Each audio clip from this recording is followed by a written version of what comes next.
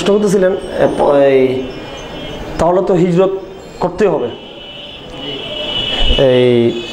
হ্যাঁ জি জি জি সাপের মাথা আঘাত করার জন্য আপনাকে সাপের মাথায় গিয়ে ওখানে গিয়ে ওই দায়িত্ব আদায় করা বা হিজরত করা কয়েকটা কথা আসছে এখানে। প্রথমে দারুল ইসলাম দারুল হারবের বিষয়ে একটু বোঝার দরকার আমাদের। দারুল ইসলাম দারুল হারব এটা ফিকহি টার্ম।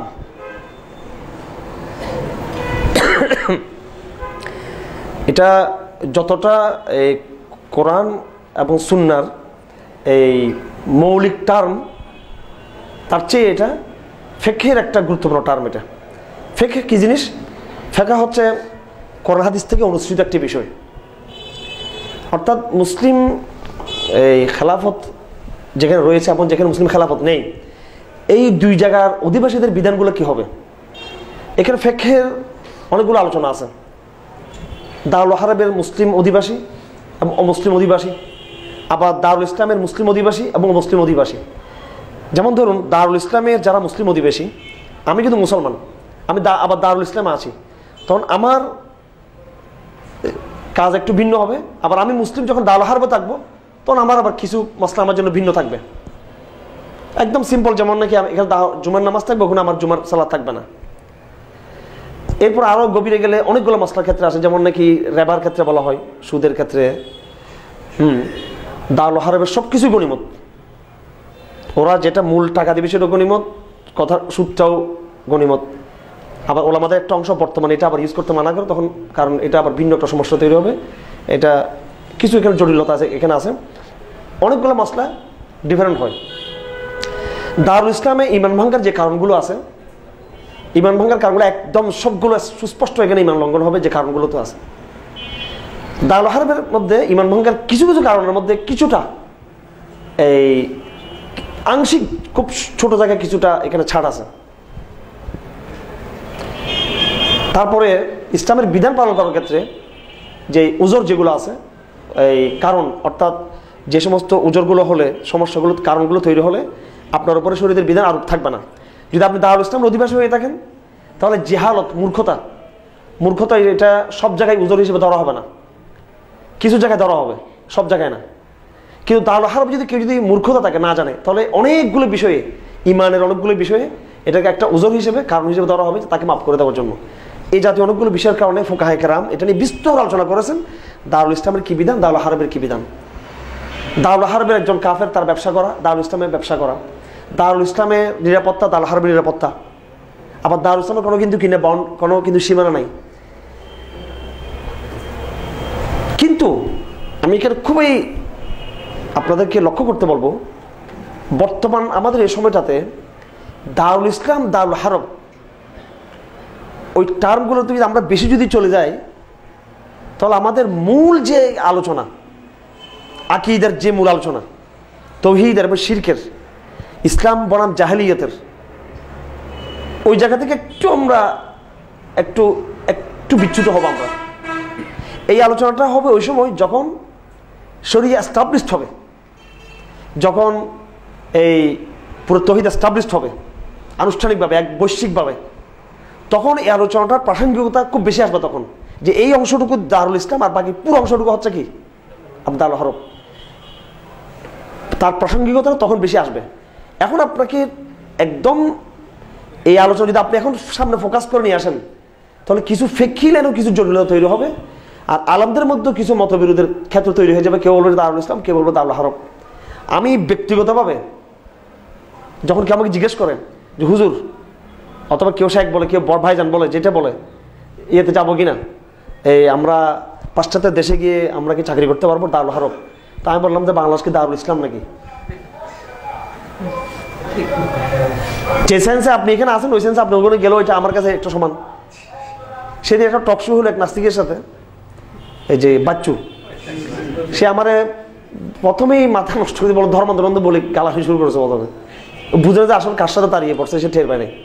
ও মনে করছে একটা গরিব টরিব হুজুর, এটা ঠিক আছে, এই হ্যাঁ ওরে হেফাজত মনে করছে ইয়ে। তো ওর বংশ হচ্ছে আলহামদুলিল্লাহ রাসূলুল্লাহ সাল্লাল্লাহু আলাইহি ওয়াসাল্লাম আরব আব্দুল মুত্তালিব বলছেন কাফেরদের সামনে এবং মুসলমানদেরকে উৎসাহ দেওয়ার জন্য। তো আমরা এটা বংশ পরিচয় দিই না। ওর তো কোনো জাত বংশ নেই তাদের, আমাদের কিন্তু একেবারে একটা সিলসিলা আছে কিন্তু, এটা যেটা ও তো ওরা একটু জানাই দিলাম সেটা। তো এই জন্য ওর সামনে আমি কঠোরভাবে ওকে স্তব্ধ করার চেষ্টা করছি। তো সে আমাদের বলতে হচ্ছে যে আমরা পাকিস্তানপন্থী, এটা পন্থী। তখন তারা বললাম যে আমি তো পাকিস্তানকে আমরা ইসলাম রাষ্ট্র মনে করি না, আপনি খেয়াল করছেন, এটা বলছি আমরা যে পাকিস্তানকে আমরা কিন্তু কি মনে করি না। এরা আমাদেরকে খালি বলো পাকিস্তান তা পাকিস্তান তা না। তা পাকিস্তান আমরা এই পাকিস্তান এমবিসি কোনোদিনও কোনো আলেমের খবর নিছে নাকি? পাকিস্তানের সম্পর্ক হয়তো বিন বিষয় থাকতে পারে বন্য দল, কিন্তু আলেম ওলামাদের সাথে তারা কোনোদিনও ইন্টারাকশন করে নাই। পাকিস্তান করো একটা করে মধ্যপ্রাচ্য থেকে জনগণ কিছু সাহায্য করে এই মাদ্রাসাগুলোকে। পাকিস্তান গভর্নমেন্ট কোনোদিনও 1 রুপিয়া কোনোদিনও কোনো আলেমদেরকে দিছে আমার জানা নাই এটা, ঠিক আছে?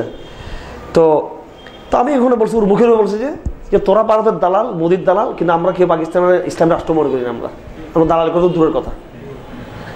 তো এই জায়গায় আলাপটা অনেক জটিল হয়ে যাবে তখন। অথচ পাকিস্তানের অনেক ওলামায়ে কেরাম, আমার ওস্তাদদের মধ্যে অনেক আছে দেখবেন একদম পাকিস্তানের পতাকা উঠে টুটে একবারে, ঠিক আছে? আবার যখন এগুলো বলবো তখন আমার আবার অনেকেই তো এইসব জায়গায় আমরা না গিয়ে, দারুল ইসলাম দারুল হারবের টার্মে আমরা আপাতত না গিয়ে, এটা আমার বুঝতে হবে। আবার অনেক ভাই বলবো তাহলে কি দারুল ইসলামের সংজ্ঞাটা কি অকার্যকর? অকার্যকর সেটা আমি বলতেছি না, এটা কার্যকর, কিন্তু এটাতে দাওয়াতের জটিলতা আছে, এটাতে অনেকগুলো সমস্যা আছে এটাতে। আপনি যদি এটাকে ধরেন যদি দারুল হারবে বলেন এবং এটা যদি বারবার যদি এস্টাবলিশ করেন, তখন কিছু লোক তো সমস্যা কি সুদ খাওয়া শুরু করি আমরা সবাই। সব তো দালাল, সব গনিমতের মাল, সব ব্যাংক গনিমত, এগুলো সবগুলো সুদ নিয়ে সমস্যা। তখন বলবো ও এটা দারুল হারব, এখানে রাষ্ট্রীয়ভাবে ব্যবস্থা নেই, তো মাস্টার আমি জানি না বিদায় আমি আমার জন্য ওজোর, আমি না জানি না আমার গুণে মাফ হয়ে যাবে। কিছু ফেক্ষি জটিলতা তৈরি হবে কিন্তু এখানে ব্যাপকভাবে। এবং অলরেডি আমাদের এক বড় মুফতি সাহেব সে নামাজ পড়া বাদ দিয়ে জুমার নামাজ বলে, দারুল হারব কিছু জুমার নামাজ, অন্য জুমার নামাজে পড়া না বাস্তবে। এবং এই না পড়াটা আবার আমি আংশিকভাবে আবার কি করি, ওনার জন্য সমর্থন করি। দলিল দিয়ে প্রমাণ করছে জুমার নামাজ নেই, বই লিখতেছে এটার উপরে বাংলাদেশের জুমার নামাজ নেই। আর আসলে কিন্তু কথাটাকে ফেলে দেওয়ার মতো না, কিন্তু আবার ওরা যে ভুল সেটা বলতে পারবেন না আপনি পুরোপুরি। জুমার নামাজ কায়েমের যে কন্ডিশন, জুমার সালাত কায়েমের যেই গভীর যে মহান যে বার্তা, পিছনের যে প্রেক্ষাপট, এটা বাংলাদেশে আছে? ওই ক্ষেত্রে আপনি মুফতি সাহেবকে আপনি বাতিল কেমনে বলবেন? আবার যদি এইভাবে যে সবাই যে জুমার নামাজ ছাড়ি দেয়, তো জনগণ তো এমনি তো বিশ্লেষণ হয়ে থাকে, আরও শুধু পাওয়া বাঙালি। আর যা মামুন আবদুল্লাহ ভাই একটু চেষ্টা করে হায়দা তৈরি ওটা বন্ধ হয়ে যাবে কাছে। তো নানা রকম আমি চিন্তা করছি এটাতে ফিক্কি কিছু কি তৈরি হবে, এখানে জ্বলন তৈরি হবে। এই আলাপা না গিয়ে তাহলে আমরা কি করব? যেটা করবে সেটা হচ্ছে সৈয়দ কুতুবের ওই কনসেপশন আমাদেরকে যেতে হবে। উনি আলাপটাকে ফিক্কি আলাপ না তুলে উনি আকীদার জায়গা থেকে প্রশ্ন তুলছেন। উনি বলছেন এটা জাহেলিয়াতের সমাজ, এটা ফিক্কি ওই জটিলতা আর জান নেই। তা আমাকে যখন কেউ জিজ্ঞেস করে এটা দারুল ইসলাম দারুল হারব, তো আমি বলি এটা দারুল জাহেলিয়াত, এটা ঠিক আছে। এবার তখন আপনার হারব দারুল ইসলাম এটাতে না গিয়ে ফিক্কি কোনো কথা না গিয়ে যখন জাহেলিয়াত বলছেন তখন কি করতে হবে? তখন কথাগুলো আসবে যে জাহেলিয়াতের সমাজে দাওয়া দিতে হবে, জাহেলিয়াতের সমাজে আকীদার মেহনত করতে হবে, জাহেলিয়াতের সমাজ থেকে হিজরত করতে হবে, এই কথাগুলো তখন আসবে, ব্যাপারটা অন্যদিকে যাবে। এই আমরা একটা পর্বে কিন্তু আছি, জটিল পর্ব, কিন্তু আমরা ফিক্কি কোনো টার্মকে কিন্তু এখানে কি করা যাচ্ছে না, বলে করা যাচ্ছে না। এখানে আকীদার টার্মে চলে যেতে হবে আমাদেরকে। আকীদা, দাওয়া, জিহাদ ফি সাবিলিল্লাহ, বাস এই তিনটার বাইরে আর কোনো চতুর্থ কোনো কিছু নেই এখানে, গ্লোবালি এবং রিজিওনাল আঞ্চলিকভাবে। বিষয়টা জটিল, কিন্তু আমি আপনাদেরকে বুঝাতে পারছি না, জানি না। হ্যাঁ, এখানে আপনারা জাহেলিয়ার কথা বলছেন, এটা জাহেলি সমাজ আমরা আছি, ইয়েতে আছি। এই তো ওই আলাপগুলো করা যায় দারুল ইসলাম দারুল হারবের, কিন্তু ওইটাকে আনলে আমাদের সমস্যাগুলো তৈরি হবে, ঠিক আছে? দারুল হারব দারুল ইসলামের বিষয়টা বুঝাচ্ছে আপনাদের, এটা নিয়ে আমরা অ্যানালাইজ করবো। এটা নিয়ে আমাদেরও মতামত আছে, আমারও এটা নিয়ে আমার রেসাল আছে, এটা নিয়ে আমার গবেষণা আছে। সেটা আমি এটা হচ্ছে জাস্ট ফর এই অ্যানালাইসিস। আমাদের এটা গবেষণা সার্কেল, এটা আমরা বাহিরে এটা এই পরিবেশনা আমরা আনতে চাচ্ছি না। তার চেয়ে ইম্পর্টেন্ট পরিবেশনা হচ্ছে কি আকীদা, তাওহীদ, শিরক, তাগুত, নওয়াকিজুল ঈমান, এগুলো তার চেয়ে বেশি জরুরি। কথা বুঝতে পারছি আপনাদের? এটাও জরুরি, কিন্তু এটার ক্ষেত্রটা তৈরি হওয়ার জন্য আগে এগুলো দরকার। এটাতে চলে গেলে তখন এটা কাজের চেয়ে কিন্তু বিতর্কটা তৈরি হয়ে যাবে বেশি। কিন্তু আপনি জাহেলিয়া বলেন, পুরো বাংলাদেশের দারুল জাহেলিয়া বলে একজন আলাদা কি করতে পারবে না, অস্বীকার করতে পারবে না। আপনি নওয়াকিজুল ঈমান বলেন, একজন অস্বীকার করতে পারবে না। যে অস্বীকার করবে সে নিজের সমস্যা মরে যাবে। কিন্তু এটা বলতে গেলে এটা অনেক রকমের মারাত্মক জটিলতা তৈরি হবে, কাজের প্রতিবন্ধকতা তৈরি হবে, ঠিক আছে? এখন আবার ওই মুফতি সাহেবের কথা আমি বলে দিলাম, ঠিক আছে? কিন্তু এরকম দল যদি ভারী হয়ে যায় জুমার নামাজ না পড়ার, ব্যাপারটা কেমন দাঁড়া যাবে? আর তাকে আপনি বাতিল বলতে পারবেন? আবার পারবেন? উনি দাল হারাম বলে এটাকে প্রমাণ করছে, এখানে ইয়ে নেই। জটিল মুফতি কিন্তু উনি বিজ্ঞ আলেম, সে এখানে ওনার সাথে বিরাট, ওনার সাথে অনেকেই সমর্থন করছে এটাকে। ভালো বললাম, ওরা কারা? জোনায়েদ বাবনগরী হিসেবে সাথী, ওপর ওনার ক্লাসমেট, ওই পর্যায়ের আলেম, ওই পর্যায়ের আলেম, বুঝছেন? আমরা কিন্তু কথা বলেছি, কিন্তু সত্য সত্য এখন মানুষ মনে করে যে এই 2-3 জন যারা গুণবী আর হলে যারা আলেম আর কেউ নাই মনে হয়। বাংলাদেশে কত জটিল জটিল আলেমরা আছে আলহামদুলিল্লাহ, যারা পুরোপুরিভাবে সহিহ মানহাজকে যারা লালন করে, সমর্থন করে। কিন্তু ওনারা ওই যে মেম্বরের, তারপরে ওই যে লাখো জনতার ইয়েতে তারা ফোকাস না আর কি। আমরা চিনি না এদেরকে। সহিহ মানহাজের আলেমরা অনেক বিজ্ঞ, অনেক বিজ্ঞ তারা। ওরা চাপাবাজিতে নেই, ওরা আত্মপ্রচারে নেই, এই জন্য মানুষ ওদেরকে চিনে না। ইনশাল্লাহ ওরা কিন্তু সামনে আসবে, কিন্তু সবাই অনেক বড়, অনেক আলেম, আপনি কল্পনা করতে পারবেন না। অনেক আলেম, বিজ্ঞ বিজ্ঞান, ওদের সামনে দাঁড়ানো ক্ষমতা নেই কেউ। এমন আমরা আলেমরা আছে আলহামদুলিল্লাহ। আমি বললাম তো, একজনের কথা বলছি, নাম বলতেছি না, ওরা আল্লাহ জুনায়েদ ক্লাসমেট, এবং উনি দাবি করেন যে আমার নাম্বার ওনার চেয়ে বেশি। জুনায়েদ সাহেব চেয়ে আমার নাম্বার আমি বেশি পাইছি। এরকম আলেমও আছে যারা এটাকে দাল হারাম বলে, ঠিক আছে? কিন্তু এটাতে গেলে, এই আলাপে গেলে সমস্যাটা বুঝাচ্ছে আপনাদের, অনেক দাওয়াতি প্রতিবন্ধ তৈরি হবে। তা আমরা মূল জায়গায় থাকি। এই আলোচনাটা একেবারে জুজই আলোচনা এটা। হ্যাঁ, এটাও মৌলিক, যারা বুঝবে আলেম ওদের জন্য, কিন্তু এখানে এইভাবে কিন্তু আম দাওয়াতি ফোকাস এটা আনা ঠিক হবে না। আমরা এখন কি বলবো? জাহেলিয়া, নওয়াকিজুল ঈমান, তাগুত নিজাম, হ্যাঁ, এরপরে এটার ওষুধ হিসেবে আকিদা, দাওয়া, জিহাদ ফি সাবিলিল্লাহ, আমিল মারুফ নাহি আনিল মুনকার, হিজরত, এগুলোর কথা আমরা বলবো। এই বিষয়গুলো আমরা করি। জি জি, আপনি জাহিলিয়াতের কথা আমরা বলছি, বা জাহিলিয়াতের সমাজের কথা বলছি, জাহিলিয়াতের বৃক্ষের কথা বলছি। তো আমি যদি জাহিলিয়াতের মূল কোরআন পড়তে চাই, আপনি যেটা সাপের মাথার সাথে তুলনা করেছেন, তো আমি এই বৃক্ষকে যদি দুর্বল করতে চাই, তো তার ডালপালা আগে ছেটে দিতে হবে, তাহলে বৃক্ষটা দুর্বল হয়ে পড়বে। একটা কথা যে আমি এটাকে যদি সমূলে বিনাশ করতে চাই, উৎপাদন করতে চাই, তাহলে ডালপালাগুলো আগে ছেটে দিয়ে এটাকে দুর্বল করে দিতে হবে। আমি কি বলতে চাচ্ছি আমার বুঝতে পেরেছেন আর কি, একটা কথা। দ্বিতীয় কথা হলো হিজরতের কথা। আমরা একটা কথা থাকুক, এটার সাথে সম্পৃক্ত। জি জি, হিজরতের কথা আমরা বলছি। আমরা জানি যে কিয়ামতের আগে এরকম third world coming impact disaster, সব অঞ্চলগুলো প্রত্যেকটা ধ্বংসাত্মক অবস্থা বিরাজ করবে, আমরা সেদিকে যাচ্ছি। তো কিছু কিছু আলেম শায়েখ এরকম পেরিফেরিতে কমিউনিটি, মুসলিম কমিউনিটি, ভিলেজ কমিউনিটি গ্রুপের কথা বলে যে আমরা এরকম একটা কমিউনিটি তৈরি করবো মুসলিম কমিউনিটি পেরিফেরিতে। তো সেটার কীরকম রূপরেখা হবে, আমরা সেটাকে কীভাবে সম্পৃক্ত করতে পারি? জি, আচ্ছা আচ্ছা আচ্ছা, প্রথম কোশ্চেন, আচ্ছা, প্রথম কোশ্চেনটা হলো জাহেলিয়াতের সমাজের, এটা হলো বীজ বৃক্ষের সাথে যদি আমি তুলনা করি, তো এটা যদি আমি সমূলে উৎপাদন করতে চাই, এটা যদি আমি সাপের মাথার সাথে তুলনা করতে চাই, তো এই বীজ বৃক্ষকে যদি আমি দুর্বল করার আগে তার ডালপালাগুলোকে ছেটে দিতে হবে। তো এইটার ব্যাপারে আমি একটু জানতে চাচ্ছি। আমরা জাহেলিয়াতের সমাজের কথা যেটা বলছি, সেটা আমরা এই আবার দিয়ে দিব, তো সেই জন্য সেটা বাংলাদেশের বা আমাদের আঞ্চলিক কনটেক্সটে বলছি। কিন্তু পুরো কুফরি নিজামের যে বিষয়টা আমরা বলছিলাম, একটা ব্যবস্থা, ওয়ার্ল্ড অর্ডার, যেটা সাম্রাজ্যবাদী যেটা ব্যবস্থাপনা চলতেছে, ওটাকে আমরা বলছি গ্লোবাল যে সিস্টেমটা, মানে ওয়ার্ল্ড অর্ডার, আপনার ডেমোক্রেসি নামে, হিউম্যানিটির নামে যে মূল্যবোধ, যে বিশ্ব ব্যবস্থা বর্তমানে রয়েছে, মানে ওয়েস্টার্ন ভিত্তিক, পশ্চিমা ভিত্তিক, আমরা বলতে চাচ্ছি এরাই হচ্ছে এই মুসলিম বিশ্বে যে জাহেলিয়াত বিরাজ করছে, এটার মূল প্রণোদনা, মূল সুধিকাগার, মূল উৎসস্থল কিন্তু ওইটা, যেটাকে সাপের মাথা বলছি। আপনি এখানে হাজার ঢালপালা যদি ইয়ে করেন, ওটা ওদের এখানে কোনো পরিমাণ কি হবে না। এদেরকে এই আপনি হয়তো জাহেলিয়াতের সমাজে সাপের মাথাকে আমি কিন্তু এখানে বুঝিয়ে নেই, এটা বুঝিয়েছি আমি আউট অফ বর্ডার, এটা গ্লোবাল কনটেক্সটে। সাপের মাথা শব্দটা কোন কনটেক্সটে? গ্লোবাল কনটেক্সটে এটা। এবং ওই জায়গায় আপনার পক্ষে সম্ভব না ইয়ে করা, কিন্তু আল্লাহ রসুলের ওয়াদা রয়েছে, লা তাযালু তায়ফাতুম মিন উম্মতি কাইমিন আল হক মানসুরিন লা ইয়াদুররুহুম মান খাযালাহুম, বিভিন্ন ভাষায় হাদিসটা আসে, নানান ভাষা, আমি একটা ভাষা চয়েস করছি, বিভিন্ন মতনে বিভিন্ন টেক্সটে হাদিসটা আসছে। তো একটা দল থাকবেই থাকবে কিয়ামত পর্যন্ত, যারা একদম সহি মানহাজে থাকি আল্লাহর রাস্তায় কিতাল ফি সাবিলিল্লাহ তারা করবে। ভাইয়ের আমার, আলহামদুলিল্লাহ যাদের হাতে রাশিয়ার পতন হয়েছে, ওদের হাতে আল্লাহ পাক আমেরিকার অহংকারকে ধ্বংস করছে, ওদের হাতে আল্লাহ পাক ভারতের অহমিকাকে ধূলিসাৎ করবে, ওদের হাতে আল্লাহ পাক কুফরকে ছাড়া করতেছে। এই তাইমুন সূরা যদি আমরা না চিনি গ্লোবাল, তাহলে আমি অন্ধ,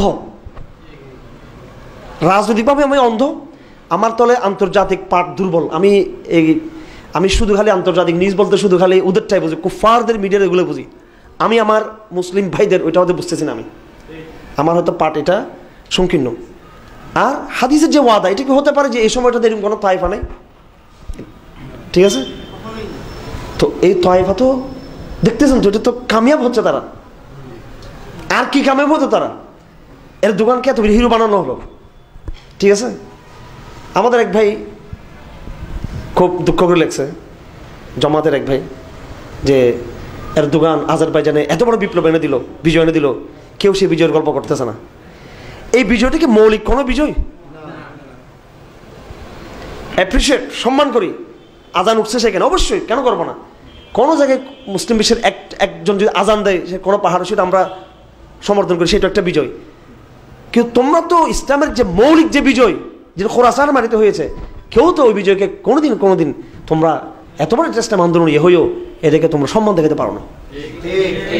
জাস্ট এটা ডিসকাশন ফর ডিসকাশন, কথাগুলো বলতে, এটা কোনো কেউ কি করতেছি না। তা আপনার দুঃখ, আমরা এরদোগানের আজারবাইজান অভিযানকে আমরা করি নাই, আর নাগোর্নো কারাবাখ, কিন্তু আপনি তো তার চেয়েও বড় মৌলিক একেবারে কুফরের গর্দার ভিতরে পায়ে রেখে দিয়েছে। ঠিক আছে, একটা সিস্টেমকে লস করে দিয়েছে পুরো খোরাসান ব্যাপী। আর দোকান আন্ডার ফাইট, সে এখন লড়াইয়ের মধ্যে আছে, আর এরা ওদের কলজার উপর উঠে গেছে, দাঁড়িয়ে গেছে। ও তার সঙ্গে আমারও যাবে না, ওদেরকে যাবে খোরাসানটার এখন তার এক কদম 1 ইঞ্চি তাদেরকে আর ইয়ে করা যাবে। এখন এটা শুধু সামনের দিকে অ্যাডভান্স হবে শুধু। এটা কি আবেগের কথা? এটা বা এটা তার সাথে আমি এই সূত্রে আবদ্ধ, বা আমি এটা কোনো লিঙ্ক ফিঙ্ক বা এই সমস্ত কিছু না, যেটা একদম বর্তমান বিশ্বের বাস্তবতা, এটা শীঘ্র বাস্তব। তো ওইটা তো হচ্ছে আলহামদুলিল্লাহ। এই হীনমনাদের কোনো দরকার নেই। ঠিক আছে, গাছপালা এমনি মরে যাবে, এগুলো গোড়াতে ইয়ে হয়েছে, অনেক দুর্বল হয়ে যাচ্ছে এটা। আমি যখন নাকি এই হিন্দুদের সাথে আমি ডায়লগ করছিলাম চিরাঙে, আপনারা দেখছেন মনে হয়, এটা নিয়ে আবার প্রশ্ন আর অন্যদিকে চলে যাবো, আপনি রামকৃষ্ণরে কী বলছেন না বলছেন। এরা রামকৃষ্ণরে আমি কিন্তু নবীরে বলি নাই, নবীর একটা সম্ভাবনার কথা বলছি, তাদেরকে আমি অন্যভাবে সেটাও আলোচনা আসবে পরে। তো পুলিশের এক বড় জায়গা থেকে আমাকে ফোন দিছে, একেবারে বড় মানে এটা ডিআইজি লেভেল না, এটা আরও উপরের লেভেল, এটার একদম ঢাকা থেকে, মেন জায়গা থেকে, যে কি বিষয়টা জানতে চাচ্ছে। তো পটকে বলছে, ভালো করছো, তালাবানটা করছেন ওদের সাথে ডায়লগ, আমেরিকানদের সাথে, তোমারটাও ঠিক আছে। ঠিক আছে, হ্যাঁ, এই শব্দটা সে নিজে বলা শুরু করছে, তালাবান শব্দটা বাংলাদেশে। তা আমি শব্দটা মাথাও ছিল না, একটু সময় আমার মাথায় ছিল না। আমার তো আমি দাওয়াতি পুলিশের কথা বলছি, বলার সময় উনি ওইটা বলতেছে, পুলিশের ইয়ে হেডকোয়ার্টার থেকে বলছে, তালাবানটা তো করে আমেরিকাদের সাথে করছে না, মারতেছে, আবার ডায়লগ করতেছে আবার। তো খালি জঙ্গি, আমাদেরকে বই লাভ আছে? আফসার এই কত আইন শৃঙ্খলা মানুষ এরা এই চিন্তা লালন করে, যে উনি জানে চিন্তা লালন করে, কিন্তু একটা এক্সাম্পল উনি এটা পেশ করছে। তাহলে এই যে একটা আলোচনা, সর্বত্র এই আলোচনাটা হচ্ছে, তারা যে এই কুফুরের মাথায় তারা যে কী করেছে, এটা আমাদের ভাইদেরকে বুঝাতেও এই দেশে আমরা বুঝাই, যে এই রাশিয়ানদেরকে যদি প্রতিরোধ করা না যেত, আফগানা যদি প্রতিরোধ না করতো, রাশিয়ান আগ্রাসন কিন্তু বাংলাদেশে কিন্তু আসতো। এই জন্য দেশের এই রাষ্ট্রের উপরে কিন্তু মুজাহিদিনদের কিন্তু এহসান আছে। আর আমেরিকা যত দুর্বল হবে, বাংলাদেশ রাষ্ট্রের লাভ। তুই আর একটু স্বাধীনতা ভাবি, ঠিক আছে, ভারত দুর্বল তোলার লাভ। তো এটা তোমাদের পারপাসকে সার্ভ করতেছে এরা, এটাও বলা দরকার। যাই হোক, আমাদের আলোচনা হচ্ছিল কুফরের মাথার বিষয়টা আর কি। বিষয়টা আমি এটা নিয়ে আর কোনো প্রশ্ন আছে আপনার? এইটার উপর আরও প্রশ্ন আছে এত আলোচনার পরও? হ্যাঁ, আচ্ছা আচ্ছা, বাংলাদেশের প্রেক্ষাপটটা ভিন্ন, কারণ বাংলাদেশে একটা কুফার শক্তি, একটা মুশরিক শক্তি আছে, একটা বুদ্ধিস্টরা আছে, এবং এটা খ্রিস্টান শক্তি ডেভেলপ করছে এখানে পর্যন্ত। এরকম কোনো প্রেক্ষাপট এটা অন্য পৃথিবীতে অন্য কোনো জায়গা নাই, যেখানে আমাদের প্রেক্ষাপট 3টা শক্তি সেখানে আমাদের সামনে যদিও হিন্দুর একটা প্ল্যাটফর্ম তৈরি হচ্ছে, তো সেখানে আমাদের কি বা আমরা কীভাবে নিজেদের প্রস্তুত করছি? এটা তো অনেকের প্রশ্ন, এটা অনেকের প্রশ্ন। এই কথাগুলো তো আমাদের আলোচনায় বিভিন্নভাবে আসছে। এই প্রশ্নগুলো আসছে আমাদের আপনার আমরা যখন নিজেদেরকে দাওয়ার প্ল্যাটফর্ম থেকে সুসংঘবদ্ধ করব, এখানে দাওয়াটা আমাদের একটা প্রলেতারিয়ার জায়গায় রয়ে যাচ্ছে, আমাদের একটা গোষ্ঠীতে রয়ে যাচ্ছে। জি, কেউ কিছু বলেন? আচ্ছা আচ্ছা আচ্ছা, দাওয়াটা আমাদের একটা গোষ্ঠীবদ্ধ রয়ে যাচ্ছে। হ্যাঁ, আপনি ধরেন এখানে বাংলাদেশে এই পাকিস্তান আমার এসব নিজাম ইসলাম পার্টি খুব শক্তিশালী ছিল। বাংলা স্বাধীনতার পরে ইসলামী দলগুলো নিষিদ্ধ হলো, পরে আবার চালু হলো। জামাত ইসলামী অনেক শক্তিশালী হলো। কিন্তু আমি একেবারে ভিতর থেকে বলতেছি কথাটা, যে একটা কথা আমরা আগে মনে করতাম যে আর্মিদের মধ্যে প্রচুর জমাতের লোক, শিক্ষিতদের প্রচুর, কলেজ বাসে জমাতের লোক, কিন্তু আসলে কিন্তু আমরা কিন্তু চট্টগ্রামে অনেক মানে আত্মীয় স্বজনদের মধ্যে খুব আপার লেভেলে আমাদের লোকজন আছে একবার সব জায়গায়। আমি নাম বলে ফেলি আসলে, সালাদুল কাদের চৌধুরী, আরেকজন নাম বলি মেজর ইব্রাহিম সাহেব। যেমন আমি যতটুকু জানি এরা দুজনে স্পেসিফিক এরা জামাত ইসলামীতে ঢুকতে চাইছিল এরা। বলে ফেলি কথাগুলো খোলামেলা। কিন্তু এখানে কোনো সিস্টেম নেই, ক্যাডার ভিত্তিক দল এইভাবে ভিআইপিদেরকে কী করা, হুট করে কী করা, এই লিডারদেরকে নিয়ে আসা। তো এটা একটা দলীয় ক্যাডার ভিত্তিক রাজনীতির এটা বৈশিষ্ট্য, এটা কিছু ভালো আছে। কিন্তু তার নেগেটিভ ইম্প্যাক্টটা দেখেন, এই দলগুলোতে প্রলেতারিয়েত ছাড়া, মধ্যবিত্ত ছাড়া একটা এলিটও নেই, 1% এলিট নেই এখানে। চ্যালেঞ্জ করতেছি আমি এটা, 1% এলিট নেই। সব এলিট হচ্ছে বিএনপি আর আওয়ামী লীগে, 1% এলিটও নেই এখানে। 1% এলিট থাকলে ওর দাঁড়িয়ে যেত, এই সমস্ত কিছু হতো না যা কিছু হয়েছে। যতক্ষণ পর্যন্ত দাবার মধ্যে বেলাল মতো গোলাম, তারপরে আব্দুল্লাহ মাসুদের মতো রাখাল, অর্থাৎ ওনারা তো দরিদ্র ছিলেন, কিন্তু ইমানের শক্তি এই রাখালদেরকেও, এই গরিব গোলামদেরকেও বড় বড় শক্তির সামনে কী করছে, এরা দাঁড় করিয়ে দিয়েছে। তো আমাদের যারা মধ্যবিত্ত নিম্নবিত্ত যারা ইসলামের দিকে যারা আসছে, ওদের মধ্যে এমন ইমানের শক্তি নেই যে, বা ইমানের মোটিভেশনটা দুর্বল, যে আমরা বড় এই শক্তিকে আমরা চ্যালেঞ্জ করতে পারতেছি না। এবং যেটা ভুল, যেটা আমি এখন বলতে চাচ্ছি, সেটা হলো ওখানে যেমন বেলাল ছিলেন, আম্মার বিন ইয়াসিরের মতো গোলাম ছিলেন, ওনার আব্বা ইয়াসির, ওনার আম্মা সুমাইয়া, এরা প্রান্তিক আব্দুল্লাহ মাসুদদের মতো, এরা প্রথম সারির সাহাবায়ে কেরাম। পাশাপাশি দেখেন হামজা ইবনে আব্দুল মুত্তালিবও আছেন, পাশাপাশি ওমর ইবনে খাত্তাব তো ছিলেন এই কাফেলাতে। তা আপনি বাংলাদেশে একজন আমাকে হামজা ইবনে আব্দুল মুত্তালিব দেখান, যিনি ইসলামের পক্ষে এলিট একজন দেখান আপনি। আমরা একসময় নাম শুনতাম এই মেজর কি এই আপনার মেজর জলিল, ঠিক আছে, এই এক মেজর জলিল কমিউনিস্ট থেকে এসে পুরো বাম পাড়ায় কি করে দিয়েছে একজন, পরে তো উনি মারাই গেল কথার কথায়। আপনি এরকম আলোড়ন কোনো সৃষ্টি হয় নাই। আমাদের রিক্রুটের মধ্যে যথেষ্ট দুর্বলতা আছে আমাদের দাওয়াতের রিক্রুটটা একদম ইয়ে লেভেলে। এই জন্য আমি এখানে দাওয়া যেটা বলতে চাচ্ছি যে আপনারা দাওয়াটাকে একদম ইয়েতে নিয়ে যান, আরও আপার লেভেলে নিয়ে যান। এখন এটা কথা হচ্ছে ধরুন মামুন আবদুল্লাহ বা আমরা তো তরুণ, আমাদের একটা রেঞ্জ আছে।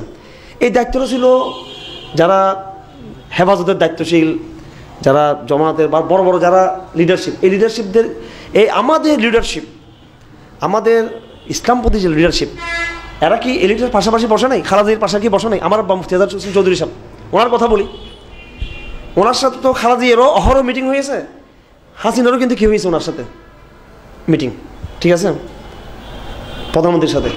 আমি আমার ফাদারের কথা বলি। তারপরে এরপরে মুফতি আমিন সাহেবরা যারা ছিলেন, 4 দল আমল যেটা ছিল, দেখলাম তো সবচেয়ে চোখের সামনে দেখলাম আপনার প্রেসিডেন্টের সাথে একবার দেখা হয়েছিল আমার এই আপনার ইয়েতে এই এয়ারপোর্টে ভিআইপি লাউঞ্জে। মানে আমরা 4 দলে শুধু এটা পেয়েছি যে ভিআইপি লাউঞ্জটা ব্যবহার করতে পারতাম। আমার মুফতি আজহার সাহেব ইসলামিক কুজুরে দিয়ে একদিন দেখি ওদিক ঢুকে এরশাদ চাচা সৌদি আরব থেকে আসছে, তো চোখে একটু কম নয়, বসলো কিছুক্ষণ। এই শুধু রাজনৈতিক গল্প হলো তার সাথে কতগুলো, হ্যাঁ কেমন এরশাদ সাহেব রাজনীতি, এই শুধু এগুলো। একটা লোক ওখানে যে তারা যা দাওয়াত দিবে, দিনের কথা বলবে, এর ভিতরে ইসমাইল হোসেন বেঙ্গল নামে এক মুক্তিযুদ্ধে, উনি এরশাদের ওই সময় এমপি ছিলেন, হ্যাঁ মারা গেছেন।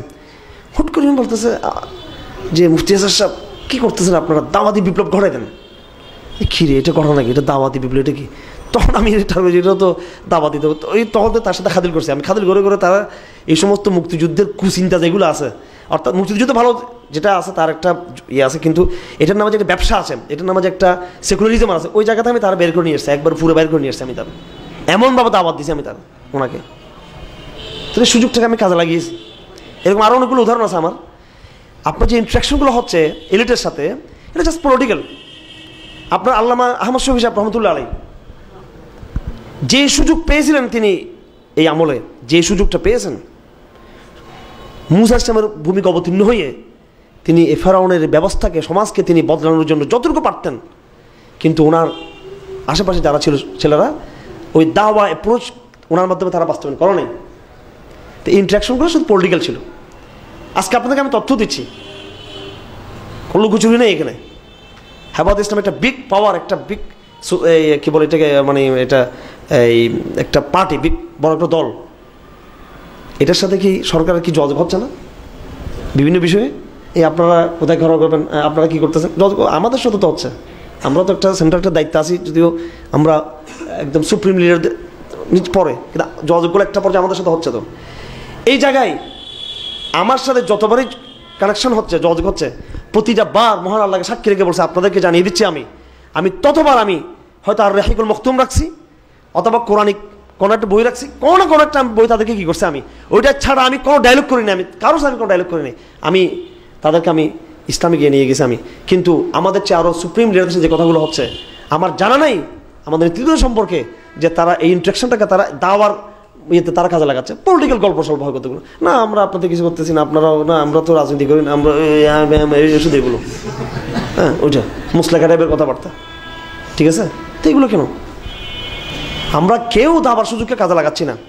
মনে রাখবেন, কঠিন দাওয়া সহজ যুদ্ধ, সহজ জিহাদ, আর একেবারে দুর্বল দাওয়া জিহাদকে কঠিন করে দিবে। আজকে শুধু এটাই যে আমাদের এদিক থেকে আমরা অনেক দুর্বল, মোটিভেশন দুর্বল, রিক্রুটের দুর্বল আমাদের দাওয়াতে, এই জন্য সমস্যা হয়ে যাচ্ছে এগুলো।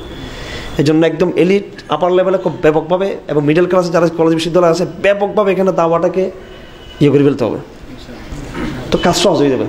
সেনাবাহিনীদের এতে লেখা থাকে ওই যে ট্রেনিংয়ে, এই কঠিন প্রশিক্ষণ সহজ যুদ্ধ। এখন আমাদের এখানে দুর্বল দাওয়া বাংলাদেশে, কেউ গণতন্ত্র করে, কেউ খানকা করে, কেউ মাদ্রাসা করে। আবার আমরা যারা একটু চিন্তা করি, আমরা নিজেদের মধ্যে শুধু গজবদলহীন মানহাজি এটা ভেবে ভেবে একটা ফ্যান্টাসিতে আমরা আছি। ডানে বামে কিন্তু জাহেলিয়া সমাজকে আমরা ফেস করতেছি না, আমরা হ্যাঁ কথা বলতেছি না, ডায়লগ করতেছি না, যাচ্ছি না কিন্তু কারোর কাছে। হয়তো আপনারা করতেছেন, কিন্তু আমি ব্যাপকভাবে বলতেছি, ঠিক আছে? যাচ্ছি না। অনেকে ধরেন জিহাদের বয়ান দিচ্ছে, কথা বলতেছে, কিন্তু প্র্যাকটিক্যাল ফিল্ডে তিনি তো বড় কোনো আবুল আহাবের সাথে কথা বলতেছেন না। তো তিনি শুধু জিহাদের ওয়াজকে আপনার মেম্বার করলে হবে? আপনার আকিদার বয়ান নিতে আপনি আবুল আহাবের কাছে যেতে হবে, আবু জাহেলের কাছে যেতে হবে, ওখানে গিয়ে হামজা ইবনে আব্দুল মুত্তালিবকে বের করে নিয়ে আসতে হবে ওখানে। বাস্তব দাওয়ার মধ্যে কিন্তু আমরা কেউ নেই, না গণতন্ত্রবাদী ইসলামপন্থীরা আছে, না হেফাজতের বড় দায়িত্বশীলরা আছে, না আমাদের মনহাজি যারা বয়ান দাঁড় করাচ্ছে তারাও কিন্তু প্র্যাকটিক্যাল কিন্তু দাওয়ার মধ্যে কিন্তু এটা নাই, যেটা আমাদের আগামী দিনের এই দেশের বৃহত্তর গজওয়াতে হিন্দের লড়াইকে অনেক দূরে ফেলে দিচ্ছে, অনেক দেরি করে ফেলছে, অনেক কঠিন হয়ে যাচ্ছে কাজ ইয়েগুলো। এই জন্য আজকের দাওয়া মানে আগামী দিনের সহজ একটা গজওয়াতুল হিন্দ। কিন্তু আজকের দাওয়া মানে কে করবে? বদর ময়দানে কে দাঁড়িয়েছিল? কে কার মোকাবেলা দাঁড়িয়েছিল? ওই দাওয়ার মাধ্যমে যেমন খত্তাবের মোটিভেশন হয়েছে, দাওয়ার মাধ্যমে যে হামজা ইবনে আব্দুল মুত্তালিব রিক্রুট হয়েছে, দাওয়ার মাধ্যমে যে আলীর রিক্রুট হয়েছে, তারাই তো বদরে গিয়ে তাদের সহকর্মীদেরকে, তাদের এই বন্ধুদেরকে, তাদের ব্লাডের আত্মীয়দেরকে চ্যালেঞ্জ তারাই তো করেছে। আপনি যখন দাওয়া দিবেন আগামীকাল লড়াইয়ে, সেটা জাহেলিয়াতের মোকাবেলায় ওই জাহেলিয়াতের কিছু লোক দাঁড়াবে যারা তৌহিদপন্থী পরিচয় নিয়ে তাদের সামনে দাঁড়াবে। কি এরা কারা, এরা কখন আসলো, ও কখন আসলো? ও তো আমার সাথে মদ খাইতো আগে এক সময়, ঠিক আছে? কি ও তো নাস্তিক বলে দেখে গালালি করতো, ও মা ও দেখেই মোকাবেলা, সেদিকে অবাক হয়ে যাবে। এটা এই বিভক্তি কি আমরা জাহেলিয়া সমাজে সৃষ্টি করতে পেরেছি? আমরা বিগত 50 বছরে এলিটকে আমরা বিভক্ত করতে পেরেছি? আমরা রিজিমকে বিভক্ত করতে পেরেছি? পারিনি, আমরা বিভক্ত করতে পারিনি। আমরা কিন্তু বরাবরই আমরা আওয়ামী লীগের কাছে গিয়েছি বলার জন্য, যে যেটা বলার ওইটা বলার জন্য গেছি। বিএনপির কাছে গেছি আসন ভাগ করার জন্য গত ইলেকশনের সময়, এটা আমরা জানি। কি বাগবাটোয়ারা মানে ইসলামপন্থীদের বিএনপির সাথে, অথচ ঘোড়ার টেপের ফালতু, এটা কোনো ইলেকশন আমি বলছি কিচ্ছু হবে না গেলে, আমার কথা হয়েছে সেজন্য আমি আগে থেকে বলে আসছি যে কোনো ইলেকশন হবে না। সময়গুলো কোথায় ব্যয় করছি আমরা, ইলেকশন হোক না হোক, কি আসবে না আসবে, দাওয়া দিয়ে থাকি দাওয়া দিয়ে থাকি দাওয়া দিয়ে থাকি। এখনও স্বপ্ন দেখতেছে আমাদের ইসলামী দলগুলো যে আগামী 2 দিনের মধ্যে ইলেকশন হবে। কাল একদিন বললো যে আমরা ইলেকশনের জন্য চিন্তা ভাবনা করতেছি, ওরা হুজুর আমাদের কেউ কেউ, আর জামাত ইসলামের ইলেকশন এটা আবার করবে, এটা এত মায়ের খাচ্ছে তাও ইলেকশন করবে, এত কিছুর পরও।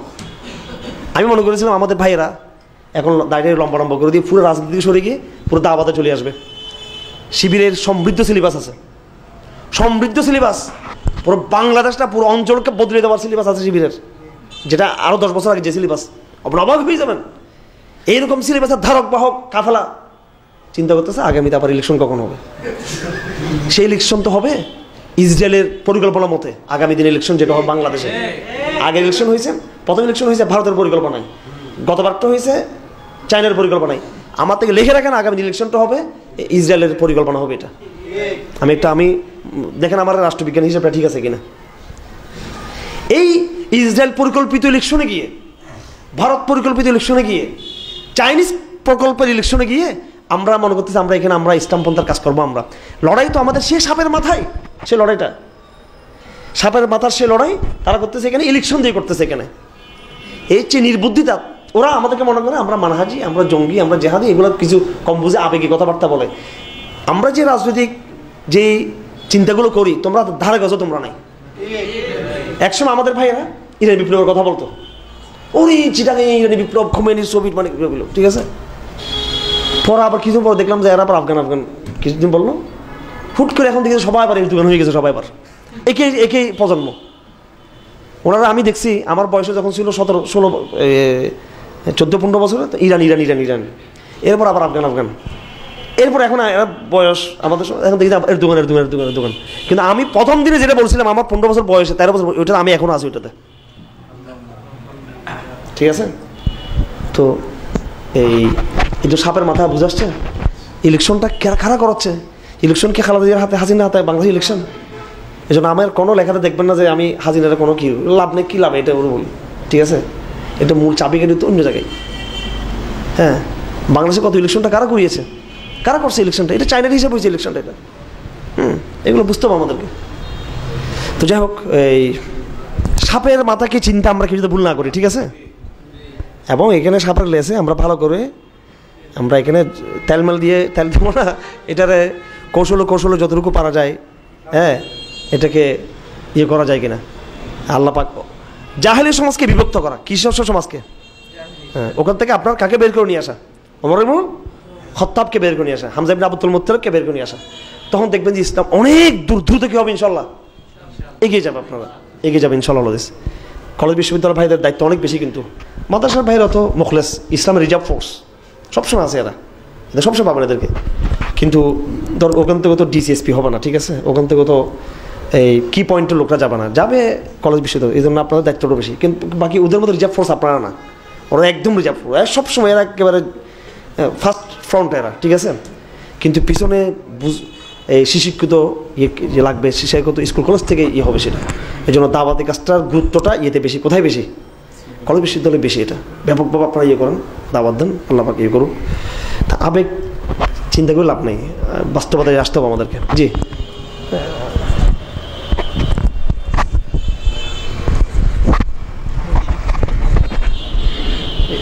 এই বিষয়ের বাইরে থেকে একটা প্রশ্ন করতে চাচ্ছিলাম, তো সেটা করবো কিনা। আপনার এই যে মূর্তি বা ভাস্কর্য ভাঙার ব্যাপারে মাঝে যে এটা উঠলো, সেইখানে দেখলাম যে হেফাজতের অনেক নেতৃবৃন্দ সহ অনেক আলেমরাও পর্যন্ত এই জিনিসটাকে আমভাবে মানে নিজেদের দায়মুক্তি ঘোষণা করতেছে যে মূর্তি ভাঙা টাঙা হেফাজতের কোনো দায়িত্বশীল এই ধৃষ্টতা দেখাতে পারে না। আবার কেউ কেউ বলছে যে রাষ্ট্রীয় আইনের প্রতি সম্মান রাখে এমন কোনো ব্যক্তি এই ধরনের মানে গর্হিত কাজ করতে পারে না। হেফাজতের অনেক বড় নেতৃবৃন্দ থেকে এগুলো আসতেছে। আসলে মূল মশলাটা এক্ষেত্রে কী হবে? নামাজের আগে আমাদের আলোচনা একটা কথা আসছিল, খেয়াল করছেন কিনা জানেন আপনি। এই শুরু থেকে যদি আমরা আকীদার ভার্সনে কথা বলতাম, দাওয়ার কনটেক্সটে যদি কথা বলতাম, দাওয়ার শব্দের মধ্যে তাকফির নেই। আপনাকে যেমন এক্সাম্পল, আমি আল কোরআন দার্সে আমি 3টা ক্যাটাগরি করছি মূর্তি বিষয়টা নিয়ে। মূর্তি যদি কেউ যদি পূজা করে, এটা স্পষ্ট শিরিক। মূর্তি যদি কেউ যদি ফ্যান্টাসি করে জাস্ট বিনোদন এমনি এটা কালচারাল ইয়ে, তাহলে সেটা কবিরা গুনাহ, কবিরা গুনাহ। মূর্তিটাকে কেউ যদি কী মনে করে, এই রাখাটাকে, এই ফ্যান্টাসিটাকে কেউ যদি পূজা করবে না, কিন্তু এটাকে সে হালাল মনে করে, এটা যায়, এটা করা যায়, এটা মুসলিম ভাস্কর্য এক না, এটা করা যায়, এটা থাকতে পারে ছবি একটা, এটা হালাল মনে করতেছে জানার পরও, সে কি কাফের।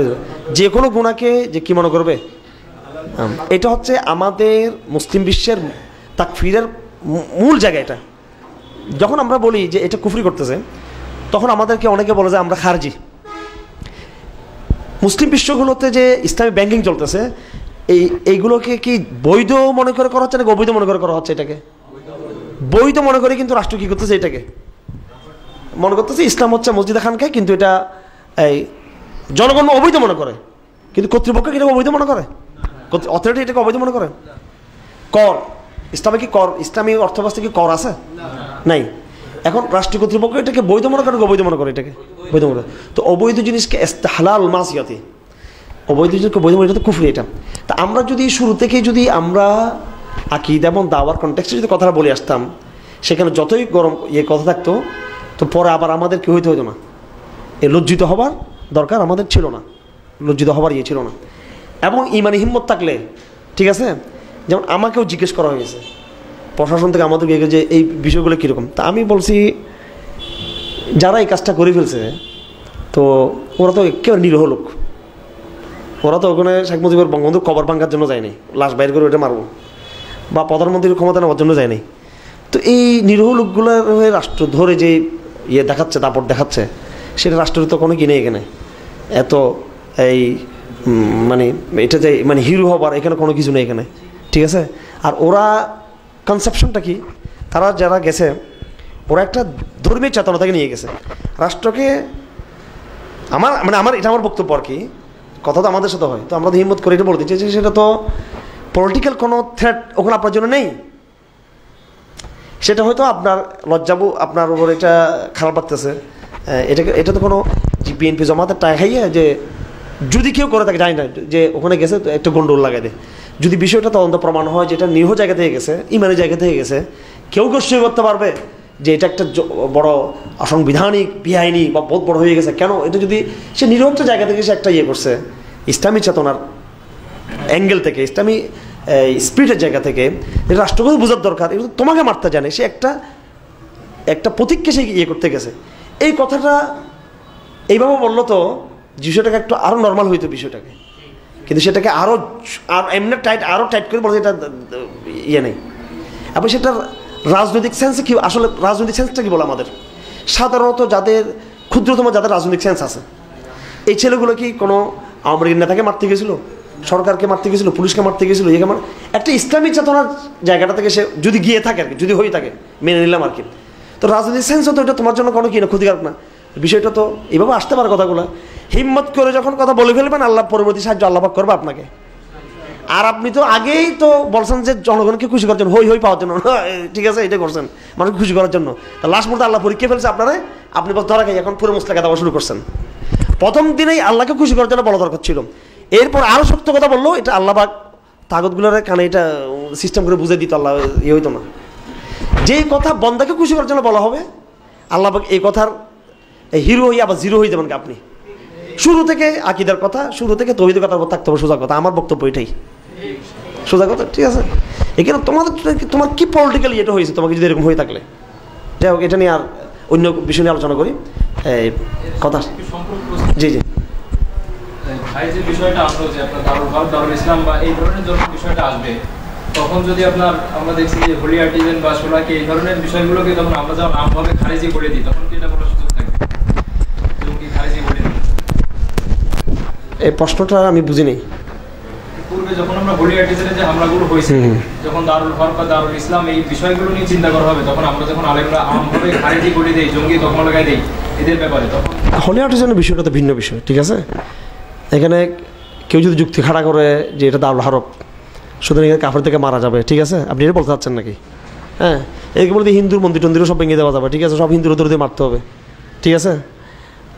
তো ওইটা ওই জন্যই তো যেখানে অনেকগুলো মশলা তৈরি হবে, এই বিষয়টা তৈরি হবে, ঠিক আছে, বৈধতার একটা বিষয় আসবে, তখন হিন্দু থাকতে পারবে না, এদের বিরুদ্ধে করা যাবে, হিন্দু কেন, তখন শুধু আল্লাহ কেন, একটা তাদের প্রশ্ন যদি আমরা যদি এভাবে নিয়ে আসি তখন বিষয়গুলো আসবে ওইভাবে।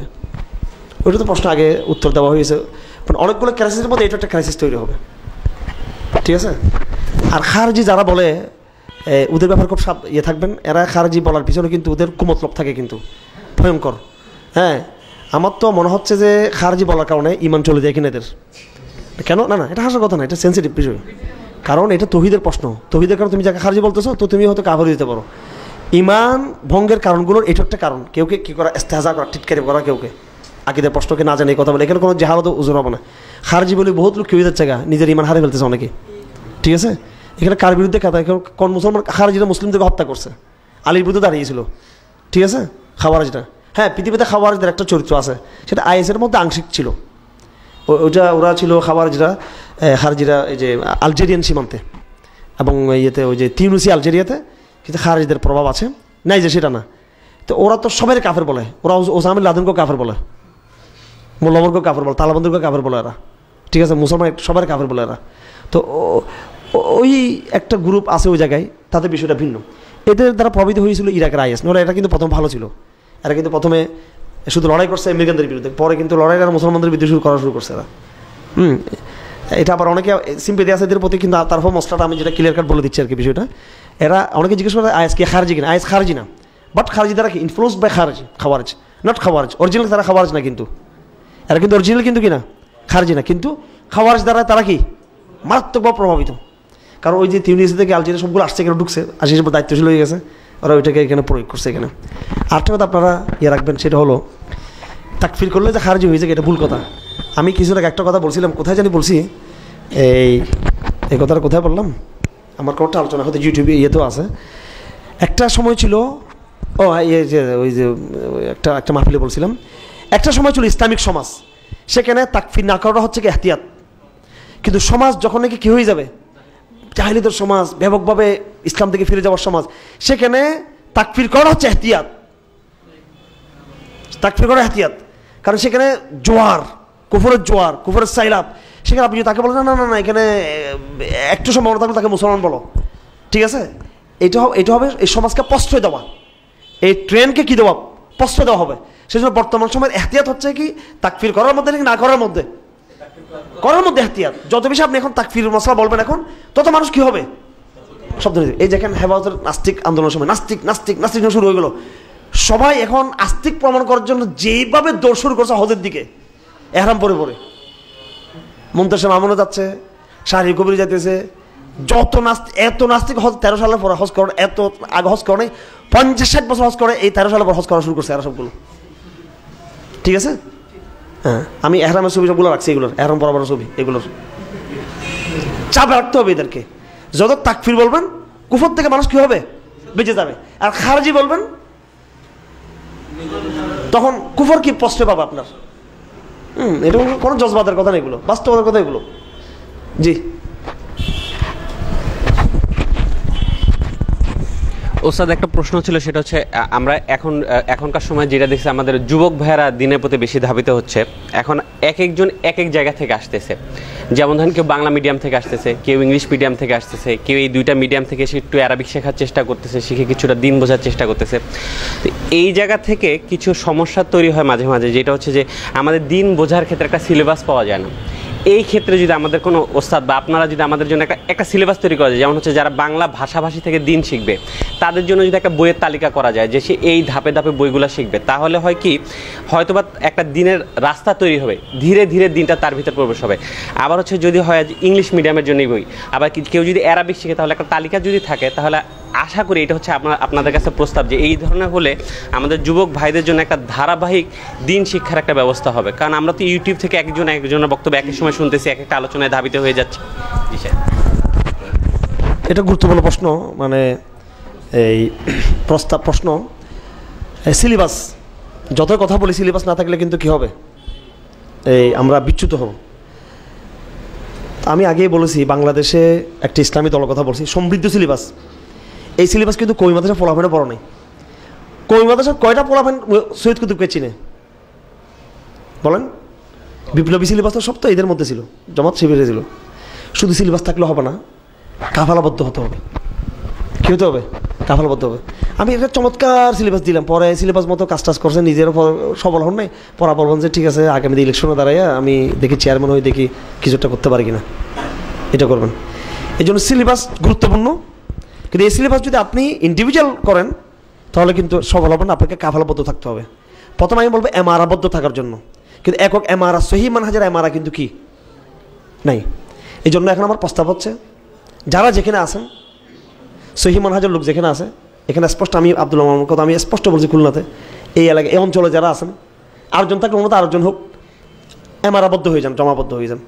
তখন সিলেবাসটা যখন তার পাঠচক্রের ভিতরে যখন হবে তখন আপনি একটা পরবর্তী পদক্ষেপ, পরবর্তী সন্ধান আপনি পাবেন। আর একা একা পড়লে কিন্তু কিছুদিন পর আবেগটা কিন্তু ঠান্ডা হয়ে যাবে। আর সিলেবাসের দু একটা বই নাম আমি আপনাদেরকে বলি, একেবারে বর্তমান সময়ের পুরোপুরি সহি মোটিভেশনটার জন্য প্রথম হচ্ছে আপনার মাআলিম ফিত তরিক, মাইলস্টোন, সমাজ বইল ধারা। আবার এটাতে একটু রক্তটা বেশি গরম হয়ে ওঠে, তো এটা আবার এটা আবার 8টা অ্যান্টিবায়োটিক আছে, এটা দিয়ে আবার এটাকে নর্মাল রাখার জন্য এই দাওয়াতের দিনের কর্মপন্থা, ওখানে একটু স্লো পজিশনে ওই কথাটাকে কুতুবের চেতনাটাকে ওখানে আরও বাস্তবধর্মী করে প্র্যাকটিক্যালি ওখানে আনা হয়েছে। আমিন আহসান ইসলাহির কিন্তু গণতন্ত্র নাই, কিন্তু ওখানে কিন্তু অন্য কোনো কিছু নেই, সহিবাদ এগুলো নেই, পরিচিত করে বেদাত হাসানের সহি রসুল্লাহ মানহাজকে, কোরআনিক মানহাজকে কী করা হয়েছে। আর এই দুটো লোকেই দুইটা তাফসির লেখছেন, কুতুব লেখছেন ফি জিলাল কোরআন, আমিন আহসান লেখছেন তাদাব্বুরে কোরআন, দুজন সফল মুফাসসির মাশাআল্লাহ। এই দুটো বইকে ফলো করবেন। আব্দুল রহিম সাহেবের দুটো বই আছে, এগুলো একেবারে বাজার থেকে একদম মানে এমনভাবে বিলুপ্ত করছে নাস্তিকরা না, আমাদের লোকরা। এগুলো পাওয়া যায় পিডিএফ, আমার কাছে পুরান গরিব গরিব পিডিএফের মধ্যে এত গরিব বই আর দেখি না আমি, পুরান ঢাল এগুলো। আর যত পিডিএফ আছে এত গরিব মলাটা দেখি না আমি নাম বলতেছি গণতন্ত্র নয় জেহাদই কাম্য, প্রচলিত রাজনীতি জেহাদই কাম্য, আরটা যে গণতন্ত্র নয় পূর্ণাঙ্গ বিপ্লব চাই। এই দুটো বই আমার কাছে এখানে আছে, পিডিএফ আছে, আমি আজকে আব্দুল ওয়াহাবকে দিয়ে দিব বা জহির ভাই তো আছে কোথায় বা দিয়ে দিব, আপনাদেরকে নিয়ে নেবেন, ঠিক আছে। এই দুইটা বই, তিনটা বই ওনার, আর আমিন আহসান ইসলাহির বই আর কুতুবের মাইলস্টোন এগুলো পড়েন। আর ওয়াহাবি আন্দোলন, আব্দুল মওদুদের ওয়াহাবি আন্দোলন, এই বইটার শুরু দিয়ে অংশটা, শেষ যে অংশটা আব্দুল মওদুদের যেটা মেন লেখা পরিশিষ্ট, এটা পুরোটা পড়বেন। ঠিক ওই লড়াইটা এখন বর্তমান, অর্থাৎ দাওয়া এবং জেহাদ, গ্লোবাল জেহাদ, রিজিনাল দাওয়া। বলুন তো একটু, গ্লোবাল জেহাদ, রিজিনাল দাওয়া, বাস এটাই। ওয়াহাবিরা এটাই করছিল, ওয়াহাবি আন্দোলন ঘরে ঘরে দাওয়াত দিছে, আবার ব্রিটিশের বিরুদ্ধে আবার কাতাল করছে তারা, ঠিক আছে। আপনাকে প্রতিটা মুহূর্তে আপনি একজন নাগরিক দেশের, আবার আপনি কিন্তু গ্লোবাল পার্সন, এটা মনে করতে হবে। এবার কিন্তু আপনি উম্মা কনসেপ্ট থেকে আপনি হারিয়ে যাবেন, আপনি পলিটিক্যাল সায়েন্সের ওই জায়গা থেকে বেরিয়ে যাবেন। কিন্তু এই রাষ্ট্র কিন্তু চলতে চলতে সিস্টেমে, তুমি যদি তোমার জাহেলিয়া নিজামকে, তাগুত নিজামকে গ্লোবাল করতে পারো, আমি আমার চেতনাকে গ্লোবাল করতে আমি বাধ্য, আমি, ঠিক আছে। তোমার সিলেবাস গ্লোবাল, তোমার রাষ্ট্রবিজ্ঞান গ্লোবাল, তোমার ইকোনমি গ্লোবাল, এটা ওদের থেকে আমদানি করা। তাহলে আমিও ওই চেতনা, আমি ওখানে সাথে ওদের সাথে আমিও লিঙ্কড উইথ আওয়ার ব্রাদার্স, ঠিক আছে। আমিও প্রকাশ একটা চেতনার সাথে, with spirit of our brother, আমি আমার কোনো ব্রাদার স্পিরিটের সাথে আমি ঐক্যবদ্ধ। আপনার এটা জরুরি না যে আপনি কী হবেন গ্লোবাল ভাই পরিচিত হওয়ার দরকার, কিন্তু আপনার চেতনাকে লালন করতে হবে তো আপনার। আমি বুঝতে পারছি বিশ্ববিদ্যালয়ে আপনি কী পড়তেছেন, যে ইঞ্জিনিয়ারিং, সায়েন্স, ইকোনমি যেটা পড়তেছেন, এটা কার?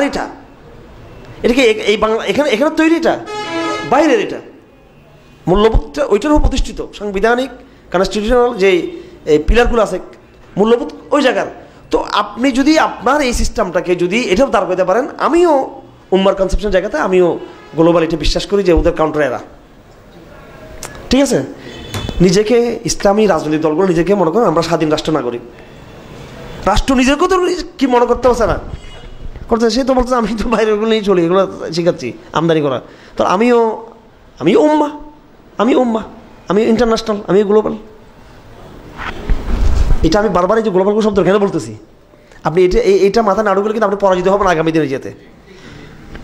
ইলেকশন কিছুক্ষণ আগে বলছি না, এটা আপনাদের নিজস্ব পরিকল্পনা হয়েছে ইলেকশনটা বাংলাদেশের।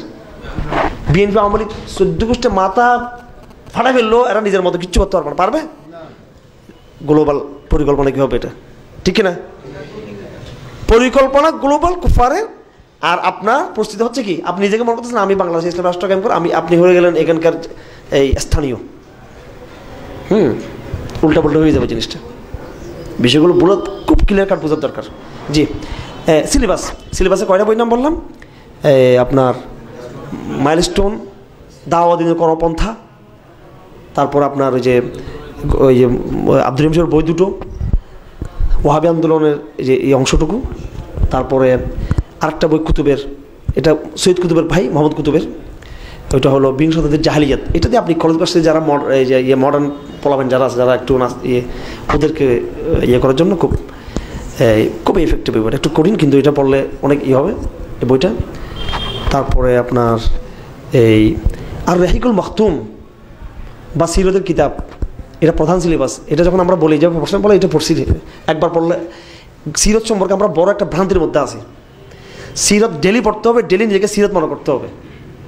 সিরত পাঠ করলেও হবে না, সিরত নিজেকে মনে করতে হবে। সিরত অর্থাৎ আপনি এখানে মনে করবেন এই এলাকাটার নাম কি, গোল্লামার বা খুলনা, যে এখানে ওইটা আবু বকর, এটা খাদিজা, এটা আবু জাহেল। আমি কিন্তু আমার কতগুলো ঠিক করছি, আমি এটা বলবো না, আমি নাম বলতেছি না এখন। আমার পুরো বাংলাদেশে আমি কতগুলো আবু জাহেলের লিস্টিতে রাখছি বাস্তব। আর কতগুলো আবু তালেব আছে, কতগুলো আবু তালেবও আছে। বিরাট এক আবু তালেবের সাথে আমার যোগাযোগ আছে, আমি বলে দিচ্ছি এটা, ঠিক আছে? ওই আবু তালেবরা আমি বিরাট এক আবু তালেব, ঠিক আছে? ওই আবু তালেবরাও রাখছি, ঠিক আছে? কোনো থেকে আমার ফসল ডিস্টার্ব করলে আমি আবু তালেবের নাম ব্যবহার করি। আমি আমার ধরুন ওরে ধরুন, ও তো আমি তো ওনারা বলছি এটা, বলো আপনি কাকা, হয়তো ওনারা বলছি, ওনারা ও তো সাত তো বলছে, হ্যাঁ প্রফেসর হয়ে গেছে, ঠিক আছে? আবু তালেব আছে, বিশ্বাস করেন এটা? ওই আবু তালেব আমার সেদিন বলতেছে, তোমরা তো ঠিক আছে মূর্তির বিরুদ্ধে, তোমরা বঙ্গবন্ধুকে গালাগালি করলে কি জন্য? উনি আমার আত্মীয় লাগে, ওনাকে তোমরা এইভাবে ফেলে দিবা বুড়িগঙ্গাতে, এগুলা তোমরা এরকম করলা কেন? উনি একবার নামাজ টামাজ খুব বড় ভালো আবু তালেব, একবার ব্লাড প্রাইম মিনিস্টার ব্লাড, ঠিক আছে? তো এখানে নিক্সন টিক্সন মনে করো আরো বহুত কিছু, ঠিক আছে? জাত বংশ সব আমাদেরও আছে কিছু, ঠিক আছে? ও জানা না যে কোন লেভেলে আমাদেরও কি আছে দাওয়াত আমরা পৌঁছাচ্ছি, ঠিক আছে? হ্যাঁ, এই জন্য এদেরকে বেশি দাম দিবেন না এদেরকে। এখানে আলহামদুলিল্লাহ আপনাদের অনেক জাত বংশ খানদান আছে, ঠিক আছে? কেউ এখানে একেবারে বিদেশ থেকে মিসকিন হয়ে এখানে আসে নাই, আসমান থেকে উড়ে আসে নাই। হিম্মতের সাথে কথা বলবেন সবাই, হিম্মতের সাথে কথা বলবেন। কিছু পরিচয় লাগবে না, তৌহিদের পরিচয়, আমরা ডাইরেক্ট তৌহিদকে লালন করি। কালকে আমার এক ছেলের সাথে পরিচয় হয়েছে মাদ্রাসার, সে তো ওকে চ্যালেঞ্জ করে একটা বিয়ে বাইর করছে সে, ঠিক আছে? পিচ্ছে একটা বলা মাদ্রাসা, খুব হিম্মত দেখলাম মাশাআল্লাহ তার মধ্যে। যাই হোক, এটা আবার রাজনৈতিক মনে করবো নাকি। তো কিছু আবু তালেব লিস্টে আছে, কিছু আবার অমল হত্যা হামজা ইবনে আব্দুল মুত্তালিবেরও আশা করি বসে আছে আমি যে আল্লাহ এখান থেকে যদি কী করে আনে, বের করে আনে, ঠিক আছে? তো সিরত থেকে পড়তে হবে এইভাবে প্রাণবন্ত। এখন আমাদের ভাইরা বলো যে সিরত আমি পড়ছি, যে সিরত তো আমার পড়া হয়েছে আর রহিকুল মাখতুম। ভাই এই পড়াতে কোনো কাজ হবে না, সিরতকে ইমপ্লিমেন্ট করতে হবে, এটাকে আপনার জীবনে বাস্তবায়ন করতে হবে। এটা আপনাকে, আপনি সিরত পড়বেন আর ডাইনে দেখবেন যে এই ঘটনা আমার সাথে করছে, উনি আবু তালেব গেছিল, আর এই বদমাস তো আবু জাহেল, একবার আমার মতোই আমার সাথে আচরণটা করছে সে। হ্যাঁ, সিরতের মতো নিজেকে গড়ে ফেলতে হবে, মায়ের খেতে হবে কিছু কিছু কিছু সবটুকু নিজেকে মিলে ফেলতে হবে সিরতের সাথে, তো বিজয় হতে পারবেন। সিরতের সাথে নিজেকে না মিলালে সমস্যা। আমাদের জীবনের সাথে অনেক কিছু কিন্তু সিরতের প্র্যাকটিক্যালি কিন্তু মিল, আমার পার্সোনালি আলহামদুলিল্লাহ অনেক কিছু মিল আমি করে ফেলতে পারছি কিছু কিছু, ঠিক আছে? একদম কারাগারে ছিলাম 3 বছর, তো এই যেখানে এরপর অভিজ্ঞতা, আবার এখান থেকে হতাশ না হয়ে আবার দিচ্ছি, যতদিন টিকতে পারে দেখা যাক কী হয় শেষ পর্যন্ত। মহান আল্লাহ তো আছেন, সিরতের সাথে কিছু মিলাতে হবে। এখন আমি ভাইদেরকে বড় দুঃখ, মানে আসলে কথাগুলো হওয়া দরকার। সিরাতের বই দিলে বলে যে আলহামদুলিল্লাহ হুজুর এটা তো আমি আরও আগে পড়ছি, এটা এই পড়ার কোনো মূল্য আছে এটার? এটা কি স্কুলের সিলেবাস নাকি? এটা পরীক্ষা দেওয়ার সিলেবাস? আমার তো পড়া শেষই হচ্ছে না। আর রহিকুল মাখতুম পড়তে পড়তে কারাগারে মানে পর আবার এবার আরবিটা পড়া শুরু করছি, আবার এটাও শেষ, আমি আবার পড়তেছি। ঠিক আছে, প্রতিদিন সিরত পড়বেন, নিজেকে সিরত মতো নেবেন। আর মহান গ্রন্থ আল কোরআন প্রতিদিন তেলাওয়াত করবেন।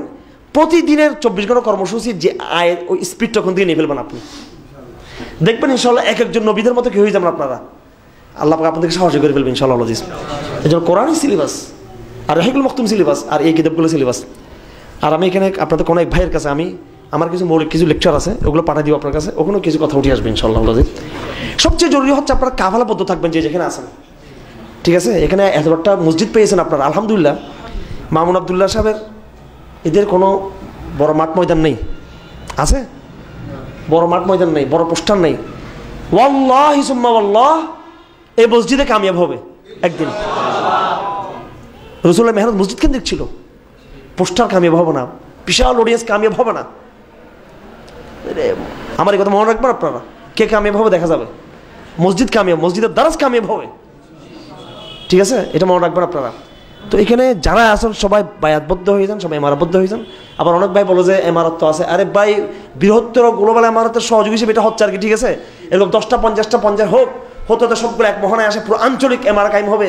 তারপর তো ধীরে ধীরে কি হয়ে যাবে, তরতিব হয়ে যাবে, ওই তরতিবে সম্পৃক্ত হয়ে যাবো আমি, ঠিক আছে। বাস্তববাদী যতটুকু পারেন বাস্তববাদী হয়ে যান সবাই। আমরা তো উঠবো বড় জাহাজে, যেটা আমাদের রাইটার, ওই যে বড় কি বলে এগুলো, রাইটার জাহাজগুলো কি বলে, লাইটার ইয়ে বলে, একদম যেগুলো ইয়ে থাকে, যেগুলো পারে ভিড়তে পারে না।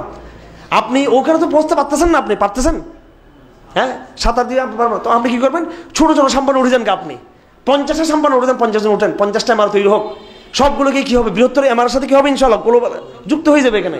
এই কথাটা আমি অনেক ভাইদেরকে বুঝতে পারি না, বলে যে এখানে আবার কিসের আমার, আবার কিসে কী করতে। আরে ভাই ও তো লাইটার তো অনেক দূর হতে, তো সাঁতার কাটবে কে। আপাতত আব্দুল্লাহ মামুনের গায়ে উঠছি, ঠিক আছে, এই স্পিড বোট উঠছি কী করার জন্য, যাতে আমার ওখানে কী করে দেয়, পৌঁছাই দেয়। আমার কথা ক্লিয়ার বুঝে আসছে আপনাদের?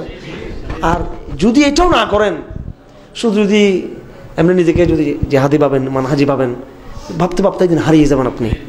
একদিন আপনি তবলিগের সাথে একদিন এইটা করা শুরু করবেন, পর হতাশ হয়ে বসে যাবেন। বাস্তবতা আসেন, আজকে কাফালাবদ্ধ হন, আগামীকালকে প্রেক্ষাপট রচনা হবে ইনশাআল্লাহ। প্রেক্ষাপট রচনা করেন, প্রেক্ষাপট রচনা করেন। আমার এই বাস্তব, আমি গত 1 বছর আগে বলে গেছি কথা, যে আপনারা এখানে যারা আছেন সবাই এখানে ইয়ে হয়ে যান, আপনারা বায়াবদ্ধ হয়ে যান, জমাবদ্ধ হয়ে যান, জজবা না। আপনি একবার হাত দিয়ে অনুষ্ঠানে গুছবি দেবে এটা না, আপনি এমারতকে মেনে নেন, আনুগত্য করেন, সিলেবাস এখান থেকে নেন, এখানে পাঠচক্র করেন, দেখবেন এখানে আমি মনে করি এখানে প্রশাসন একদিন এখানে ইনশাআল্লাহ নাকি হদ্দে এখানে দাওয়াত গ্রহণ করবো আমাদের ইনশাআল্লাহ। নিয়ে আসেন, সবাইকে নিয়ে আসেন, ঠিক আছে। আমরা তোদের সাথে লড়াই করতেছি না, আমরা কি যুদ্ধ করতেছি দেশে, আমরা কি কোনো এরকম কোনো গোপন কোনো ট্রেনিং ইয়ে করতেছি, আমরা প্রকাশ্যে দাওয়াত দেন, ইনশাআল্লাহ এরা ইয়ে করবে। আমার ইসলাম কোনো মিসকিন নাই, জেহাদ কোনো মিসকিন না, কিন্তু আমার গোপনে কোনো গিয়ে আমি আর ইয়ে করতে হবে এটা না। যেদিন জেহাদ হবে সেদিন এই খিয়ারকুম ফিল জাহলিয়া খায়রুম ফিল ইসলাম প্রকাশ্য হবে সেটা, এবং সেটা ইনশাআল্লাহ সেটা বিজয়ের নিশানা নিয়ে সেটা আমরা যাবে। এটাকে আমরা জেহাদের কোনো প্র্যাকটিস আমরা মিসকিনভাবে আমরা করতে চাই না। আমরা আগামী দিনে জেহাদ হবে, সমকালীন দাওয়াতকে শক্তিশালী করলে সেটা তত সহজ হবে, সবাই করবে, যারা আজকে বিরোধিতা তারাই করবে। সবাইকে দারসুল কোরআন নিয়ে আসেন, সবাইকে জুমার বয়ানে সবাইকে নিয়ে আসেন, সবাইকে বলবেন জুমার নামাজ এখানে পড়ার জন্য, সবাইকে বলবেন, আপনার ভার্সিটির ডিনকে বলবেন যে স্যার আপনি নামাজ এখানে পড়বেন, এবং আপনি মশওয়ারা দিবেন যে স্যার আপনার এখানে অমুক আসবে, আপনি আজকে এই বিষয় যদি রাখেন সেটা মশওয়ারা দিবেন। আমি বলতেছি আপনি একবার অন্ধ, আপনি মশওয়ারা যে আজকে এই বিষয় যদি আলাপ করেন, উনি দেখে ওই অ্যাপ্রোচগুলো এইভাবে দিবে, ঠিক আছে। অফিসের স্যার অফিসেরদেরকে নিয়ে আসবেন, এরা ওনাকে বলে দেবেন যে আজকে ডিআইজি সাহেব এখানে নামাজ পড়বে, ডিআইজি সাহেব নামাজ পড়বে, ধরে ধরে নিয়ে আসেন, দেখবেন সমাজ না কি সমাজ, আমরা তো পুরো একবারে পুরো অঞ্চল এবং পুরো অঞ্চল পাল্টাতে হবে এখানে। একটা কথা আপনাদেরকে বলে দিই, কেউ নিজেকে মনে করবেন না যে বাংলাদেশের আপনারা সংখ্যাগরিষ্ঠ মুসলমান, এইসব এখন বাদ দিয়ে ফেলেন। এখন আপনারা আঞ্চলিক সংখ্যা মাইনরিটি, আপনারা এখন দেশ বলতে ওই বাস্তবতা নেই, বরং এখন হয়ে গেছে অঞ্চল। এটা কি হয়ে গেছে, এটা আঞ্চলিক বাস্তবতা। কারণ 10 লাখ রোহিঙ্গারা মেরে ঢুকে দিয়েছে কোথায়, বাংলাদেশের ভিতরে, তাহলে সীমান্ত আছে আর এখানে, হ্যাঁ, তার মানে ওরা দখল নিছে এখানে মায়ানমার, আর ভারত যা করতেছে। এখন আমরা হচ্ছে আঞ্চলিক মাইনরিটি। 20 বছর আগে, 15 বছর আগে, 10 বছর আগে আমরা বলতাম যে আমরা বাংলাদেশের সংখ্যাগরিষ্ঠ মুসলমান, তখন পলিসি একরকম ছিল। এখন আপনি যদি মনে করেন যে আমি আঞ্চলিক মাইনরিটি, তাহলে পলিসিটা সফল হবে আপনার, এটা মনে করে আপনি আগান। আঞ্চলিক মাইনরিটি বললে বুঝবেন তখন আপনার এখানে পলিসিটা আসতেছে বাইর থেকে, তখন বুঝবেন। আর যদি নিজেকে বলেন যে আমি সংখ্যাগরিষ্ঠ মুসলমান, তখন নিজেরা হেফাজত ভাবিয়া, সরবনে ভাবিয়া, তবলিগ ভাবিয়া মজায় থাকবেন, আর গণাহারে তখন কাটা পড়বেন সবার মতো। আমরা কি বাংলাদেশের সংখ্যাগরিষ্ঠ মুসলমান, নাকি আমরা এই মানে অঞ্চলের সংখ্যালঘু মুসলমান? কোনটা বাস্তবতা? বাংলাদেশের সংখ্যাগরিষ্ঠ মুসলমান এটা বড় বাস্তবতা, বাংলাদেশের সংখ্যাগরিষ্ঠ মুসলমান আমরা এটা বাস্তবতা বড়, নাকি আমরা আঞ্চলিক সংখ্যালঘু মুসলমান এটা বাস্তবতা? আজকে আঞ্চলিক সংখ্যালঘু এটা বাস্তবতা, আঞ্চলিক হয়ে গেছে, এটা পুরো এখন রিজিওনাল ইয়ে হয়ে গেছে, এটা ভূ রাজনৈতিক ব্যাপার হয়ে গেছে এখন এখানে, ঠিক আছে। সুতরাং সিরাত পর্ব, কোরআন পর্ব বাস্তবতার সাথে মিলাবো। আমাদের নবীজির বৈশিষ্ট্য কী ছিল? নবীজি প্রচণ্ড রাজনীতি বুঝতেন, প্রচণ্ড সমাজকে বুঝতেন, একেবারে রন্ধ্রে বুঝতেন রাসূলুল্লাহ সাল্লাল্লাহু আলাইহি ওয়াসাল্লাম। এই বুঝরা তার নিখুঁত ছিল, খেয়াল করছেন আপনি? তাইফের ঘটনা পড়ে আমার এখন কান্না আসে। রাসূলুল্লাহ পুরো একটা পলিটিক্যাল সফর করছেন ওখানে, মানে পুরো দাওয়াটাকে একটা মানে এদের বিরুদ্ধে একটা মেরুকরণ তৈরি করার জন্য গেছিলেন ওখানে। আমি কেউ বলে না, যে বললে বাধা দিত ওখানে, হঠাৎ করে চলে গেছেন উনি এখানে, কিন্তু ওইটা ওনার ব্যর্থ হয়েছে সাময়িক। এরপর উনি দমে যায় নাই। আল্লাহ আকবার, রসুল্লাহকে সবচেয়ে বড় সফলতা দিয়েছেন বায়াত আকাবাই ওল আকাবাই সানির মধ্যে। এগুলো কি রসুল্লাহ মনে করছেন শুধু খালি ওহির ঠেলা করছে? ওহি তো ছিল অবশ্যই মেন। রসুল্লাহ প্রচণ্ড রাষ্ট্রবিজ্ঞানী ছিলেন এবং সমাজবাদী ছিলেন, সমাজবিজ্ঞানী ছিলেন। উনি বুঝতেন কোথায় কোথায় কী করতে। তো 13 বছরের মাথা একবার লাস্টে গিয়ে বায়া আকাবাই ওলা আকাবাই সানির মধ্যে কী পেয়ে গেছেন উনি? সফলতার চাবি পেয়ে গেছেন। কোনো এক রাত্রে আল্লাপাক কোনো এক পাঠচক্রের ভিতরে আল্লাপাক বিশাল কোনো ব্যক্তির মাধ্যমে আপনাকে হামজা ইবনে আব্দুল মুত্তালিব আর মদিনা আনসার মিলে দিবে আপনাকে। কাজের দিন সারা হয়ে গেছে আপনার। ওই যে 4 বছর 5 বছর 10 বছর এখানে মেহনত করছে মিম্বরে, কি রে লোক কই, হামজা ইবনে আব্দুল মুত্তালিব কই, ওমর ফারুক কই। কিন্তু কোনো এক দেখবেন রাতের আধারে বা কোনো এক পাঠচক্রে, কোনো এক গল্পে, কোনো এক মজলিসে, কোনো এক দারসে, কোনো এক জুমার দিন আপনি পেয়ে গেছেন আপনার জিনিস। ওই দিন থেকে আপনার সফলতা শুরু হতে থাকবে সেদিন।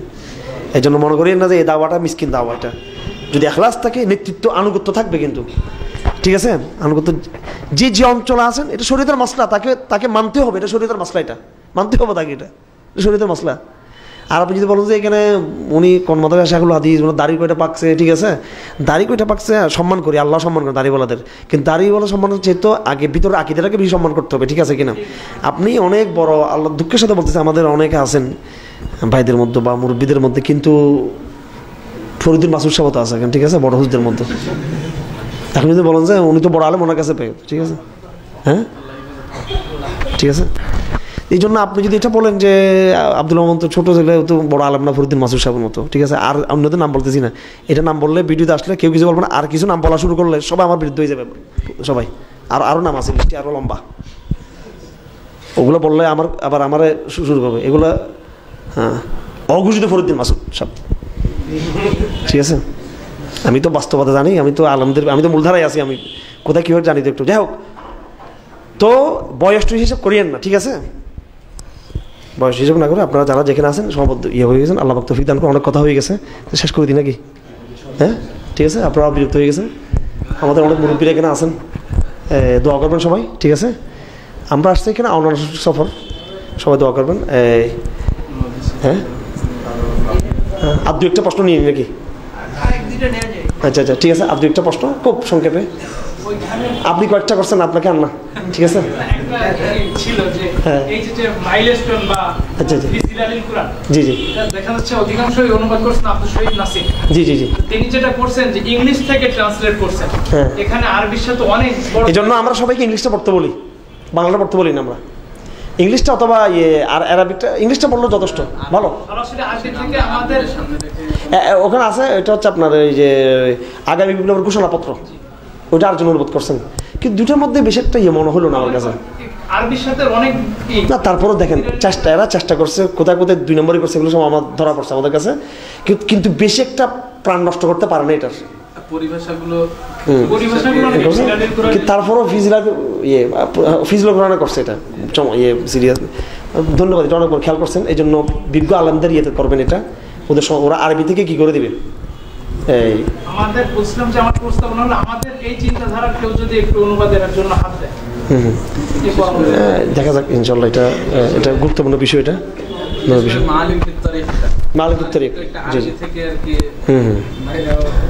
যারা আরবি জানেন সবাই আরবিতে দেখবেন, এটা আরবিতে, জি জি। আর সমকালীন আরও বেশ কিছু বই বের হয়েছে, এর মধ্যে গ্লোবাল কনসেপশনে আপনি কীভাবে করবেন, ফাংশন করবেন, কীভাবে এখান থেকে চিন্তা ভালো করবেন। ওর আবার বেশ কিছু আপডেট কিছু সিলেবাস আছে, কিন্তু ওগুলো আরবিতে। তো ওগুলো আপনার করবেন, ওগুলো আমি ইনশাল্লাহ করবো আপনারা। আর অনেকের কাছে আছে নিশ্চয়ই, এগুলো বিভিন্নভাবে আছে। আপনাদের তো অনেক আছেন যারা অনেক আপডেট আছেন, সেটাও আলহামদুলিল্লাহ হয়তো আমার দিলে সাক্ষী দিচ্ছে। হ্যাঁ, তো আর কোন প্রশ্ন আছে কারণ? তো ঠিক আছে ইনশাল্লাহ, সবাই ধন্যবাদ। আসসালামু আলাইকুম রহমতুল্লাহ বরকাতুহু। সুবহানাল্লাহি ওয়া বিহামদিহি আশহাদু আল্লা ইলাহা ইল্লা আনতা আস্তাগফিরুকা ওয়া আতুবু ইলাইক।